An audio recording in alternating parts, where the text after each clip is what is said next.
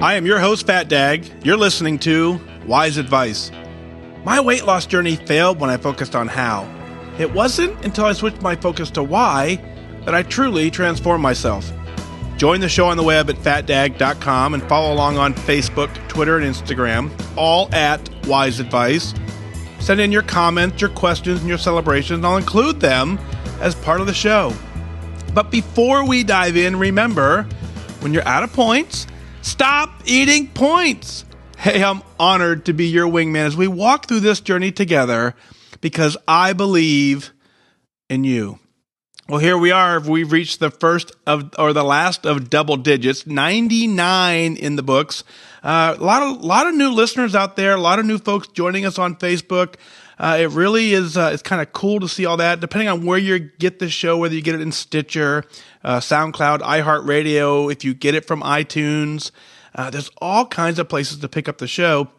If you don't already have the app, go to your app store and search for WhysAdvice. I think the app is probably the best listening experience, unless you have like a really fancy car, then you can play, use Stitcher, I guess, the controls on the radio there. But it doesn't matter to me how you get the show. The fact that you're here listening, tuning in is what keeps me going. So I thank you for being here for the first 99. We'll hit triple digits tomorrow, and we will just keep rolling from there. So first up, Kayla writes in and says, "Hi, FatDag.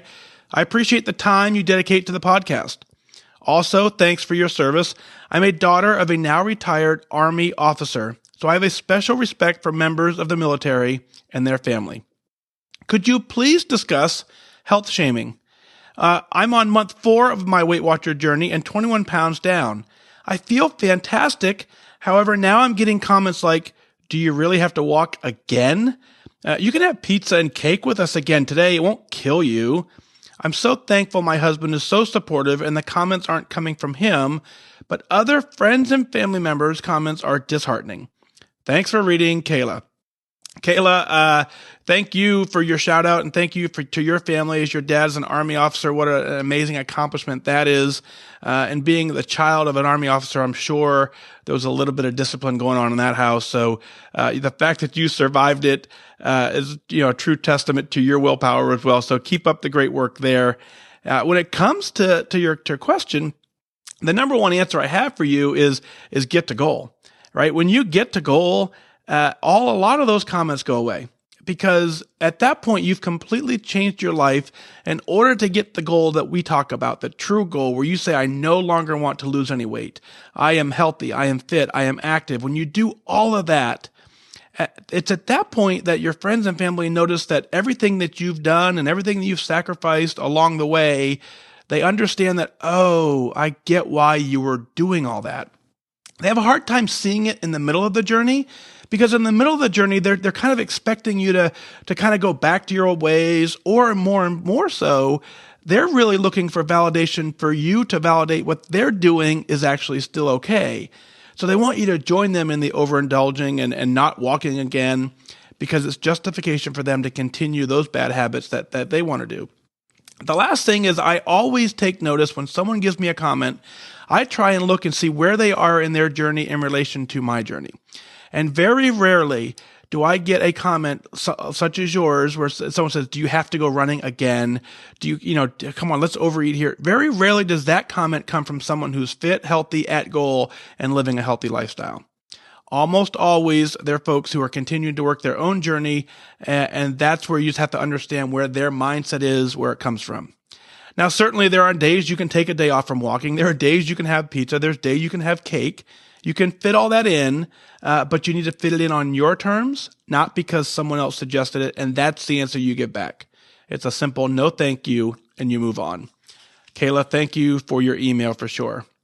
Maria writes in, says, "Hi, FatDag. First, I want to thank you, 1, for your service to this country, and 2, for all of us Weight Watchers who are on this journey and need the inspiration, the hope, and a knowledge that this is doable. I've been thinking about know your whys. I absolutely intellectually know that my whys, but when I struggle, it's really that I just don't feel my whys, and the food overwhelms my knowledge. I just stumbled upon a diet journal I started years ago when I was at my highest, 250 pounds. I was starting a diet once again, and I made this video. It was in the parking lot upon my very first visit. When watching it, I could see the sadness, the desperation. I expressed all the reasons why I needed to lose weight. It was quite an eye-opener, to say the least. I felt with every core of my body the desperation that I felt. It was so uncomfortable and quite the reality check. My suggestion to others is to make a video as you start this journey so that you can see and hear how you feel and you can see and hear your why. There is nothing like it. My question to you is, do you need to feel your why in order to stay focused, or is it just the knowledge of it that works for you? I'm not even sure what I'm trying to say makes any sense to anyone other than me, but I thought I would throw it out there. I'm down 33.2 pounds, and I'm losing this weight for what seems like the 100th time, probably more like 5. With each trial, I learn a little more about myself, my habits, my triggers. I am planning for this to be the last. I wish you continued health and focus on your and all other Weight Watchers who follow your individual journeys. Maria, absolutely is. This journey is absolutely doable. That's the number one thing I say. I believe in you. And the only reason I believe in you, not the only reason, but the biggest reason I believe in you is because I've seen countless people who are doing what we're all trying to do. People can get to goal. If you understand why you're doing this and you take some focus and you take some discipline, then the journey absolutely is doable. It's not about knowing how to do it. It's knowing why you want to do it. Everyone knows how, right? But you got to tap into why. And in your case, you actually had to feel it. And I agree with that in some sense. You have to kind of feel miserable. You have to see just how miserable you are. But when you're living that daily, it's hard to step back and notice the difference. Now, I agree with you. A video, looking back at videos of me back when I was overweight, I can see exactly what you talked about. I can see the desperation. I can see the sadness. I can see all that in a previous video, even though I appear to be happy. A trained eye, in my case, looking back, I can look back and I can see the difference in myself. So you're right. It's a good opportunity to to take a benchmark photo, take a benchmark video, to have something to look back at. Now, I'll caution you, it's going to be one of those things where I tell folks all the time, when you start your before picture, most of us don't want to see this, and that's what put us in this place, in this position in the first place. So you have to kind of do that with caution, and it takes a real strong mind and a real strong willpower to take those pictures in the first place, and then not feel defeated until you've made some significant progress and then can compare back and look at them. So you're down 33.2 pounds. That's amazing work. You don't do that on accident. You've clearly, your why is strong. You have felt it. That feeling for you is carrying you forward. This will be your last time doing this. I believe it as well. Every single time that we say that we start and continue and stop and quit, it just resets all that. You're now on your last time. What I've done is, to make this my last time, is I've taken notes along the way. I've continued to figure out things that I didn't know, and every time that I quit previously, I would look back at those times and say, why did I quit? How did I fail? What was I doing wrong? And that one thing that I noticed more than anything is that as long as I don't quit, I can continue to make progress. I'm not worried about a perfect day. I'm not worried about a perfect week. I'm worried about just simply staying mindful to the process, doing the best that I can every single day, and moving forward. Clearly, that's what you're doing to get your 33.2, so keep up the great work. Mary writes in and says, hello, Mike. I found your podcast last week and it's been pure delightful listening. I am a sponge. Your words, your ideas, and your mantras are truly becoming a part of me.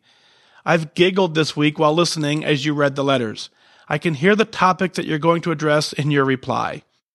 I started Weight Watchers in May, but I didn't really invest into the program because of end-of-year crazy. I did have a great first week, but then, as always I've done in the past, rewarded myself. Back up the hill. I'm now in the groove, 100% tracking, water, enjoying clean food. And I've signed my family up for the community center too. My non-scale victory number 1 is Starbucks. It's a Frappuccino. They are my crack. They have been for way too many years, but now as I drive past a drive-through Starbucks with long lines on the way to the community center to swim, I don't crave it. Ha! And I just saved $5. My non-scale victory number 2. I've been divorced for 5 years now. As I was driving my daughter to her dad's home, I started thinking about a blended coffee from the shack down the street. Really salivating for it. For many blocks. It was so weird because I haven't been craving the sugars lately, and that's huge for me. But it occurred to me that it was just out of habit. It was my emotional replacement for not having my babies, they're teens now, with me. Brewed awakenings, desired equals conquered. Boom. Okay, so here's the thing. During the school year, I have my 2 daughters most of the time. Dad has them 1 day a week, and then 3 days the next. But during the summer, he has them every Friday morning till Monday afternoon, but I still lose it. 5 years later, I eat too much. I sleep too much. It's so sad. One night, while reading through Connect, I'm still a lurker and I haven't posted yet. I tried to think of what someone would write to me in response to this issue.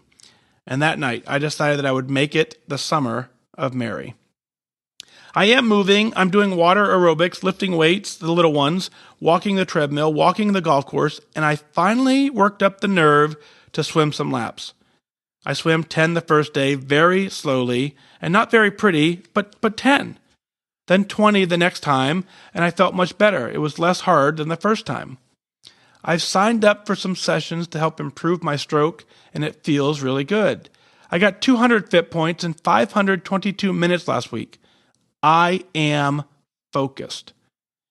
Here's my teacher's summer vacation question. You say, don't do anything you can't sustain forever. Is it okay to exercise much more intensely over the summer, knowing that it will get scaled back when real life happens? I mean, is it okay to jumpstart the weight loss like that, great at tracking this week, or will it somehow affect my metabolism too much when I have to pare it down back in the fall?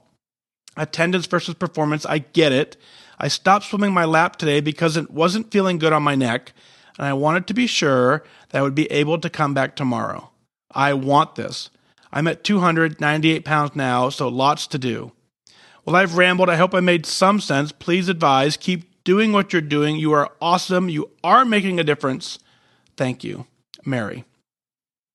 Mary, you are absolutely paying attention. As you're listening to the show and you can come up with the answers, I tell folks that, this journey, there's not a lot to it. It takes focus. It takes discipline. Most everything I'm going to answer is going to kind of revolve around those two things. Know why you're doing it. Stay focused. Stay disciplined and get it done. So the fact that you're able to answer the questions as well just lets me know that your head is in the game. You are clearly focused. You're getting it done and you're paying attention. Your non-scale victories that you've, stopping at the Starbucks and not stopping there now and then craving the sugar, that highlights something that we have to truly be understanding of as we work this journey. In both instances, it's a habit that you're craving. So you can be miles away and something triggers that emotional habit and you instantly flash back to something you used to do significantly all the time. And so when we try and change a habit, we have to understand what goes into building the habit. And sometimes just driving by the place is enough to make you kind of crave it again. So it takes, a lot of focus, a lot of discipline to continue driving past it. And eventually it blends into the atmosphere. It blends into the scene. You don't even see it anymore. And that certainly happened along my journey. There's places I used to stop every day for breakfast that now I don't even see them as I drive by, but it took a lot of willpower to continue going by. So you've done that very well. Now, when it comes to Connect, I would highly encourage you to take that first step. The Connect community is so supportive. It doesn't take long for folks to understand what's going on when you post something. They can provide some amazing insight, but more importantly, they show you that you're just not alone in the journey. And so I would encourage you to take that first step, put something out there, something so simple, find some hashtags that relate to your journey, use them so that other people can find your post, and you'll start building a support network that anytime you log in, you have folks who are on the similar journey as you getting it done. A great one would probably be the 5 a.m. Club hashtag because you're getting it done daily. Swimming 10 laps is not easy. Swimming 20 is certainly not any easier. I'm extremely proud of you when you said that you stopped swimming because you wanted to make sure you could come back the next day. That is the true definition of what I'm talking about when I say set an attendance goal. The fact that you recognize that and you are able to come back the next day is the way you're going to build that healthy habit where you go every single day. Now imagine for a second you kept swimming and your neck was sore, and all of a sudden now you need 2 or 3 days off. You've never built that habit. So keep up with your attendance goals. You might find, as you talk about, can you work out more intently over the summer?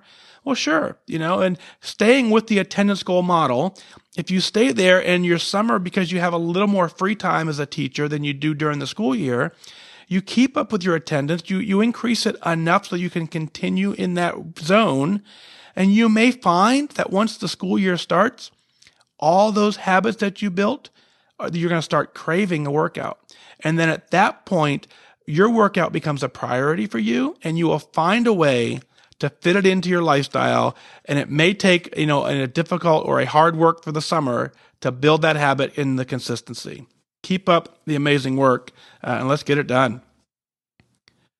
Teresa writes in and says, "Good morning, no longer FatDag. Hello from another airman, formerly an Air Force JAG, and I have a question. I would love to hear your on-air thoughts on eating out. I'm a lifetime member, and I attend meetings weekly, and I weigh in weekly. My highest weight at 5'6" was 207 pounds, and I have maintained between 125 and 130 for a year and a half. My prior personal goal was 145 to 155, which I maintained as a lifetime member for 10 years. I've tried to be very diligent about the program, and while I still enjoy eating out and having an occasional treat, I find it way easier to stay on plan versus having to get back on plan while I'm traveling or enjoying a special holiday. Here's the heart of my reason for emailing you. We recently went out to eat at the Yard House, which is a chained restaurant. I researched food options using Connect and the Weight Watchers app and the menu before going, and I was shocked at the high SmartPoint values.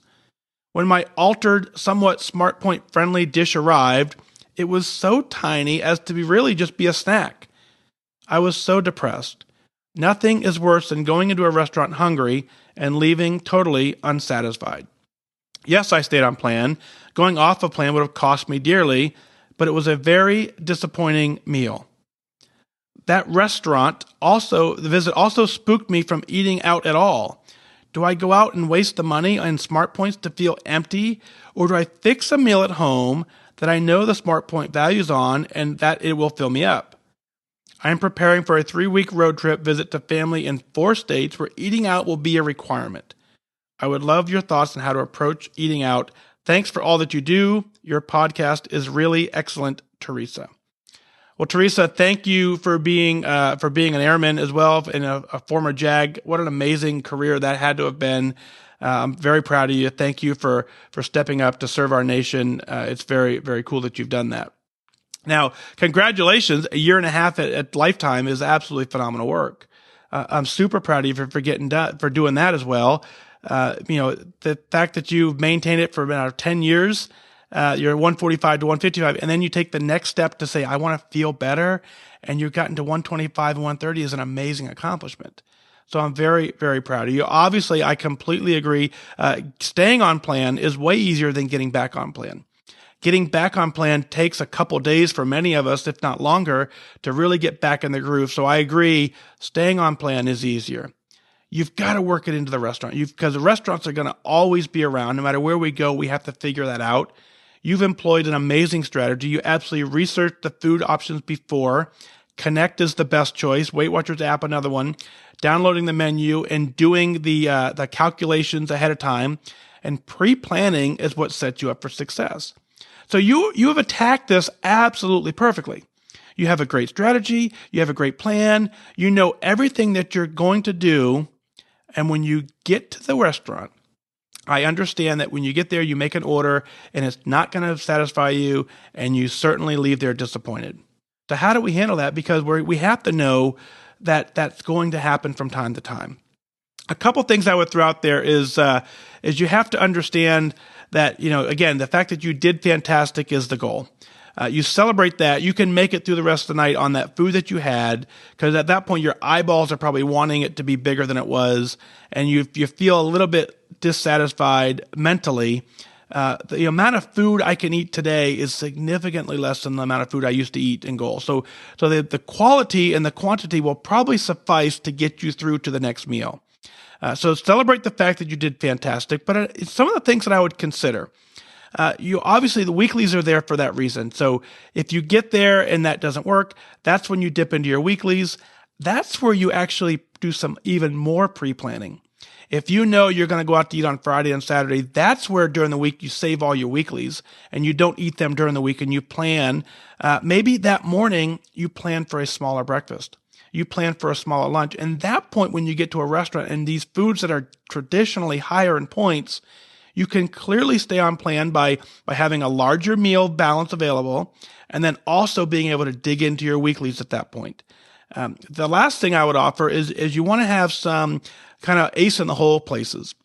A lot of times when my family asks me what's for dinner and if we're going to go out to eat, depending on what I have for points, I know roughly in my area, if I have 8 points left, I know I can go here. If I have 12 points, I know I can go here. If I have 14, I know I can go here. And so I know, because we eat out a lot. And so I know, when I have a certain amount of points left and the choice comes to me, I throw out quickly what it is I can get for 8, 10, 14 points, depending on where it is. And I try pretty firm to stick to my guns, but you have to understand that you have the ability to kind of throw out what your needs are. And so if you're sitting with a group and they say, I don't know what we want, that's the opportunity for you to pull out that ace. So, hey guys, let's go here. And then you're in complete control. You know how many points you have. You know that meal will satisfy you because you've had it a couple times. Experimenting throughout this entire plan is the hardest part of the plan. When you experiment with food, that is the point where you just have to trust the process, the long-term process. You go there, you made the best decision you could, you track it, you own it, you move on, and you continue back on plan just like you stayed on plan, and everything will settle itself out. So keep up the great work there too as well. Last up, Megan writes in, and this is good, folks. And Megan says, hey, FatDag, I just want to say thank you so much for your podcast.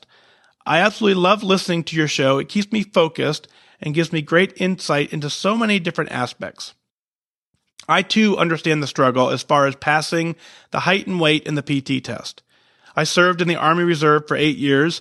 I'm now done with my contract, but I remember the panic a month before my fitness test and also trying to procrastinate it up until the last minute and passing by the skin of my teeth. I always slept horrible the night before my PT test, worried about not passing. As soon as the test was over, I would go back to normal. Lazy Megan, who ate all of the things, it was an absolute horrible cycle. I was a huge yo-yo dieter. After I had my twin boys, December of 2015, I gained so much weight, I was at an all-time high. It turned out that I had some severe hypothyroid issues and went on to an endocrinologist to get my levels figured out. For months, I used this as an excuse and a crutch for my why, which was why I wasn't losing weight. Well, the reason I wasn't losing weight was cookie dough, treats, extremely high fast foods. It was totally my eating. I gave myself a year after the twins were born to justify and to survive.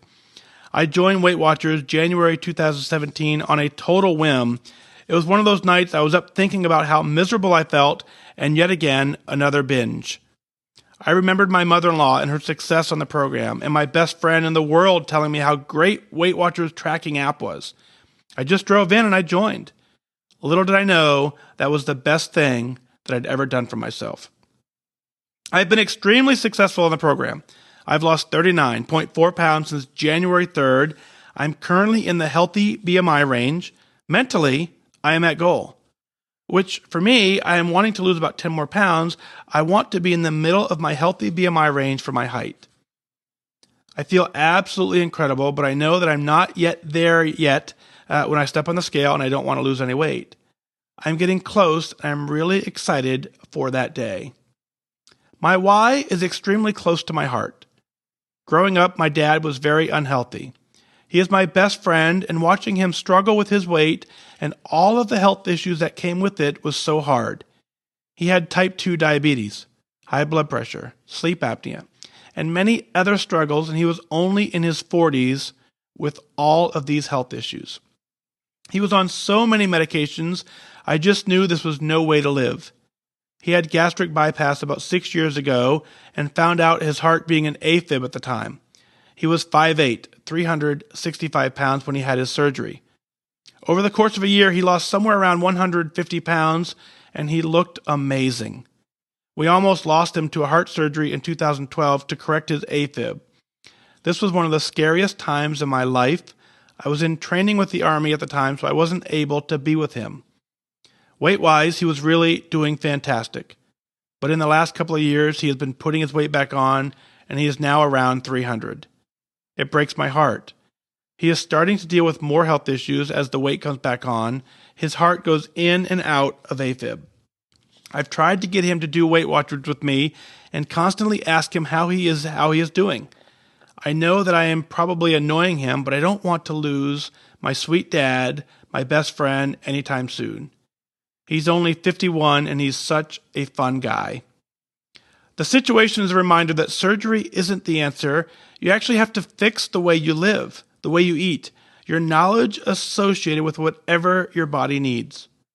I am trying to learn all these things and implement them in my life because I don't ever want my little twin boys to be so scared that they may lose me because of something I have complete control over.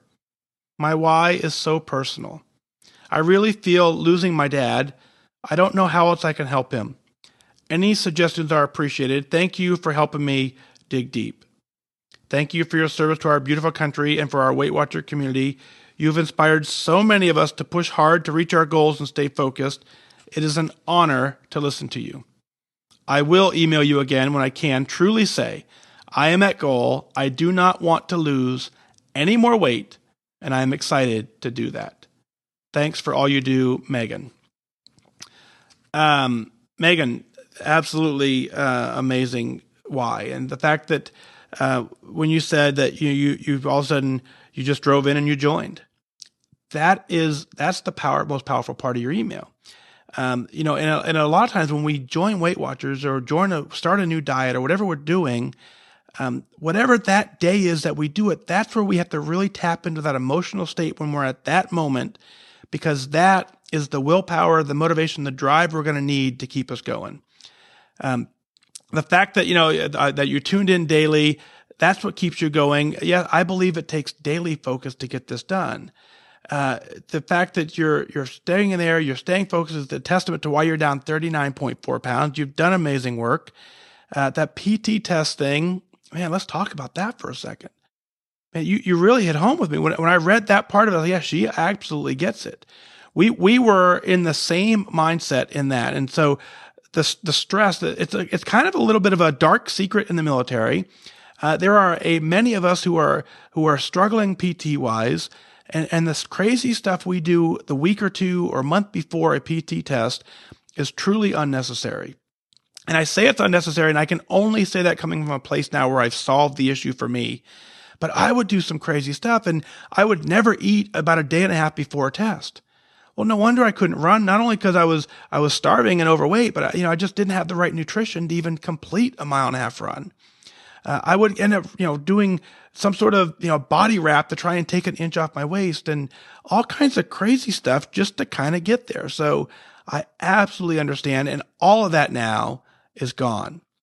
So when you talk about gastric bypass surgery and you talk about, what we have to do to change our lifestyle, there are many different medical options that are absolutely viable for so many people that really can give them a quality of life. But you hit the nail on the head. Is all those tools are very valuable in the journey, but if we don't completely change our lifestyle, then it doesn't matter. Just because you've made goal, just because you've had the surgery, just because you've figured something out, doesn't give you the license to continue eating the cookie dough, to continue eating the extremely high fat foods as you called them. If we don't change our behavior, you can't sustain it long term. To change the behavior, you have to truly tap into the why that you talked about. So you've done an amazing work there. Now, here's what I want you to say. You're very concerned about your dad. I understand that.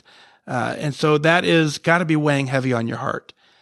The best thing you can do for your father right now is for you to take care of you and model the good behavior that you want him to live by. When you get to your goal, when you hop on the scale and you say, you know what, I don't want to lose any more weight. And then you go out for a jog, or you go out for a run, or you do something that you probably couldn't do a year ago or 2 years ago. And you come back and you tell him how wonderful of a time you had and how amazing it was. And the fact that this things I couldn't do before.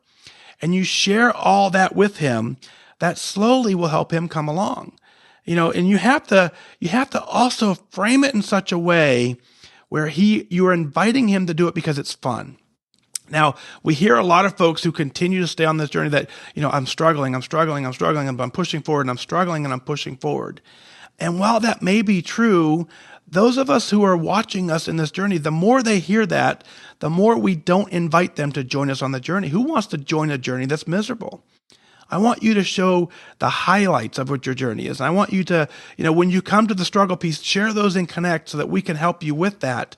But the outside world needs to see how wonderful the journey is so they can join you on it as well. Lastly, I'll offer up this is for your dad, if you can get him to take a second to listen. Megan's dad, hey, this is a guy who was very headed down to the path you're at. And, I don't know what my life would have done if I didn't finally take charge and get something done. But what I know is you have a beautiful girl there who loves you, who wants to spend her entire life with you, and she wants you to be healthy while you do it. You've done it before. You know what it's like to be down 150 pounds. You have to remember how great that felt and how healthy you were, and how empowering it was to have your whole family be proud of you. You can do it again, sir. You absolutely can do it again. And what I want you to do is I want you to take a second, and look at your daughter and be proud of the accomplishment that she's done. She's taken some amazing steps in this journey because she wants to make sure that her children can have a mother and a father in her life for her entire life, for as long as possible. And that what she says is she has complete control to change this. And so do you. It's that control that they get that just brings the family together. And what I want you all to do is I want you to sit down, focus on what's important, and I want you to write it down. I want you to write down every happy moment you've had as a family. I want you to write down everything that you can remember that was the most joyous occasion. I want you to know that those moments continue when you take control of your life. When you make the changes necessary to be there for your family, that's what it takes. I want you to get this done. I want you to join us at Lifetime. I want you to be healthy and happy. You can make the difference in the world. So thank you, Megan, for your email. Megan's father, let's celebrate together. Let's all get on board. Let's get on plan. Let's get this done. We've proven time and time again that this can be done. What we're trying to do is not impossible. It takes just a couple seconds to figure out that the journey we're on is absolutely doable. How bad do you want it? All those things that you just wrote down, if you want them, they're there. They're yours to be had. You have to go do it. And when you get there, let's celebrate. What is it that you're celebrating? Let's go ahead and share it on the air so that folks just like Megan and her dad can hear how easy this journey is, how rewarding the journey is, how the struggle doesn't have to be there, that we can share the amazing part of this journey. Go to FatDag.com, click on Listen Now, send in your celebrations, your comments, your questions. I'll work them in as part of the show. I want you to email in your celebrations, not only because they help someone else on this journey. I want you to be proud of what you're doing. What you're doing is phenomenal work. It's important work. It impacts our families. Well, that's going to do it for this time. Remember that losing weight and getting healthy has nothing to do with luck. You have to remain disciplined and focused. Set your sights on your goal and go after it. I wish you good focus.